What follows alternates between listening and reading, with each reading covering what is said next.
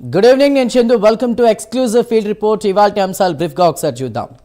Health పాలసీపై BJP BRS పోరాటం, రెండో విడత ల్యాండ్ పూలింగ్కు సర్కార్ కసరత్తు, సంస్థాగత నిర్మాణంపై కాంగ్రెస్ ఫోకస్, నకిలీ మద్యం కేసులో తమళ్లపల్లి కోర్టుకు జోగి రమేష్. ఈ అంశాలపై మరింత సమాచారం అందించేందుకు హైదరాబాద్ నుంచి మా ప్రతినిధులు నాగేంద్ర, అజీం, విజయవాడ నుంచి శ్రీహరి, తిరుపతి నుంచి రవివర్మ లైవ్లో సిద్ధంగా ఉన్నారు. ముందుగా ఈ హెల్త్ అంశానికి సంబంధించి చూస్తే గనక తెలంగాణలో కాంగ్రెస్ ప్రభుత్వం నవంబర్ 22వ తేదీన విడుదల చేసిన Hyderabad industrial lands transformation policy వివాదాస్పదంగా మారింది. హెల్త్ పాలసీపై బీజేపీ బీఆర్ఎస్ నేతలు రేవంత్ సర్కార్పై తీవ్ర విమర్శలు చేస్తున్నారు. దాదాపు 6.29 లక్షల కోట్ల భూములు దోపిడీగా ఆరోపణలు చేస్తున్నారు. బీజేపీ నేత ఏలేటి మహేశ్వర్ రెడ్డి ఈ పాలసీని తక్షణం ఆపమని, భూముల విలువలను మార్కెట్ రేట్లకు సమానంగా చేసి అసెంబ్లీలో చర్చించమని డిమాండ్ చేశారు. ఇటు కేటీఆర్, హరీష్ రావు సైతం హెల్త్ పాలసీపై తీవ్ర స్థాయిలో విమర్శలు గుప్పిస్తున్నారు. ఈ అంశానికి సంబంధించి ఫీల్డ్ రిపోర్ట్ అందించడానికి మా ప్రతినిధి నాగేంద్ర సిద్ధంగా ఉన్నారు. నాగేంద్ర.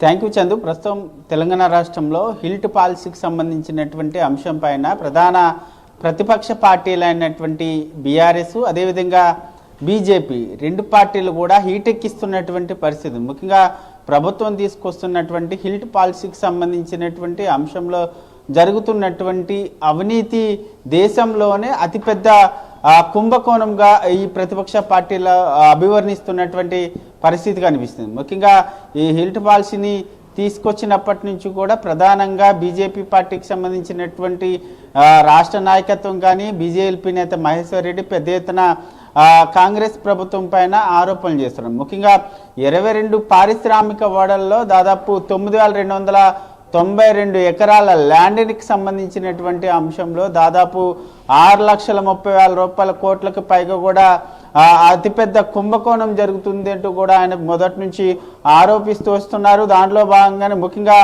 ఈ హిల్ట్ పాలసీకి సంబంధించినటువంటి అంశంలో భూ బదలాయింపుకి సంబంధించినటువంటి అంశం కేంద్రంగా బీజేపీ రాష్ట్ర కార్యంలో పీపీటీ ప్రజెంటేషన్ ఇవ్వడం జరిగింది. అదేవిధంగా మరొక వైపు హిల్ట్ పాలసీకి సంబంధించి సబ్ కమిటీ ఏదైతే వేశారో ఆ సబ్ కమిటీకి ఛాలెంజ్ను సైతం విసరడం జరిగింది. ఒక్కరోజు అసెంబ్లీ కేంద్రంగా చర్చకి సిద్ధమంటూ కూడా ఆయన ఒకరోజు పాటు అక్కడే ఉన్నటువంటి పరిస్థితి కూడా ఉంది. మరొక వైపు దీనికి సంబంధించినటువంటి అంశంలో ప్రజా పోరాటం చేయాలనేటటువంటి నిర్ణయానికి బీజేపీ రాష్ట్ర నాయకత్వం రావడం జరిగింది. దానిలో భాగంగానే మరొక వైపు గవర్నర్ని సైతం కలిసి హిల్ట్ పాలసీకి సంబంధించినటువంటి దాంట్లో భాగంగా జరుగుతున్నటువంటి అవకతవకలు కానీ, ముఖ్యంగా హిల్ట్ పాలసీలో జరుగుతున్నటువంటి భూ బదలాయింపు 6 లక్షల కోట్లకు పైగా కూడా ఉన్న ల్యాండ్ వాల్యూ ఉన్నటువంటి భూముల్ని 5,000 కోట్లకు మాత్రమే ప్రైవేట్ సంస్థలకు దారాదత్తం చేసేందుకు ప్రభుత్వం సిద్ధమవుతుందంటూ కూడా గవర్నర్కి వివరించడం జరిగింది. ఆ గతంలో ఉన్నటువంటి ల్యాండ్ రిజిస్ట్రేషన్కి సంబంధించినటువంటి వాటికి ఆధారంగా ప్రభుత్వం వెళ్తుంది. కానీ తాజాగా ఉన్నటువంటి ల్యాండ్ రిజిస్ట్రేషన్ని సవరించిన తర్వాత హిల్ట్ పాలసీకి సంబంధించినటువంటి అంశం పైన ముందుకు వెళ్ళాలి. అదేవిధంగా హిల్ట్ పాలసీకి సంబంధించినటువంటి విధి విధానాలు అన్నిటిని కూడా పబ్లిక్ డొమైన్లో ఉంచాలి. అదేవిధంగా అత్యవసరంగా అసెంబ్లీ సమావేశాలను ఏర్పాటు చేసి హిల్ట్ పాలసీ పైన చర్చను పెట్టాలంటూ కూడా బీజేపీకి సంబంధించినటువంటి నేతలు చెప్తున్నారు. నిన్న గవర్నర్కి ఇదే అంశం పైన కూడా వివరించడం జరిగింది. వెంటనే జీవో 27ని వెంటనే రద్దు చేసే విధంగా, అదేవిధంగా హిల్ట్ పాలసీకి సంబంధించినటువంటి అంశం పైన ప్రభుత్వంతో మాట్లాడే విధంగా నిర్ణయం తీసుకోవాలంటూ కూడా నిన్న గవర్నర్కి వినతి పత్రం ఇచ్చినటువంటి పరిస్థితి.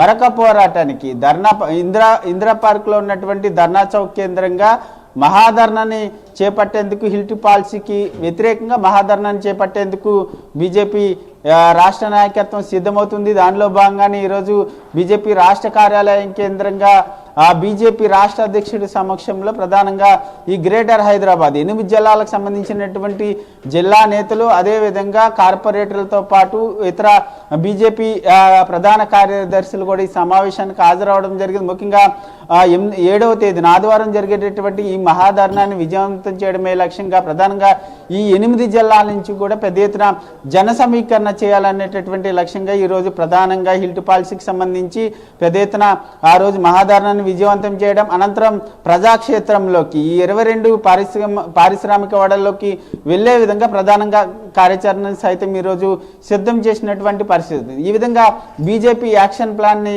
సిద్ధం చేసుకుంటే, మరొకవైపు ఇదే హిల్ట్ పాలసీ పైన బీఆర్ఎస్ సైతం పెద్ద ఎత్తున ప్రజాక్షేత్రంలోకి వెళ్లే విధిగా ఇప్పటికే కార్యాచరణ సైతం ప్రకటించడం జరిగింది. దాంట్లో ప్రధానంగా బీఆర్ఎస్ వర్కింగ్ ప్రెసిడెంట్ అయినటువంటి కేటీఆర్ ఉదయం గ్రేటర్ హైదరాబాద్కి సంబంధించినటువంటి నేతలందరితో కూడా టెలికాన్ఫరెన్స్ నిర్వహించడం జరిగింది. దీనిలో భాగంగానే రేపు ఎల్లుండి ముఖ్యంగా ఈ హిల్ట్ పాలసీకి సంబంధించి ల్యాండ్ ట్రాన్స్ఫర్మేషన్కి సంబంధించినటువంటి అంశంలో జరుగుతున్నటువంటి ప్రజలకు దీనివల్ల ప్రజలకు జరుగుతున్నటువంటి నష్టం పైన ప్రధానంగా 8 నిజ నిర్ధారణ కమిటీలు వేయడం జరిగింది. ఈ 8 నిజ నిర్ధారణ కమిటీలు రేపు ఎల్లుండి 2 రోజుల పాటు ఈ 22 పారిశ్రామిక వాడల్లో పర్యటించి హిల్ట్ పాలసీ వల్ల ప్రజలకు వచ్చేటటువంటి నష్టానికి సంబంధించినటువంటి అంశంతో పాటు అదేవిధంగా ప్రభుత్వం దీనివల్ల ఎంత మంత్రులు కానీ అదేవిధంగా ప్రభుత్వం చేస్తున్నటువంటి అవినీతికి సంబంధించినటువంటి అంశంలో ప్రజల్లో వివరించాలనేటటువంటి లక్ష్యంగా ఈ 2 పార్టీలు కూడా ప్రజాక్షేత్రంలోకి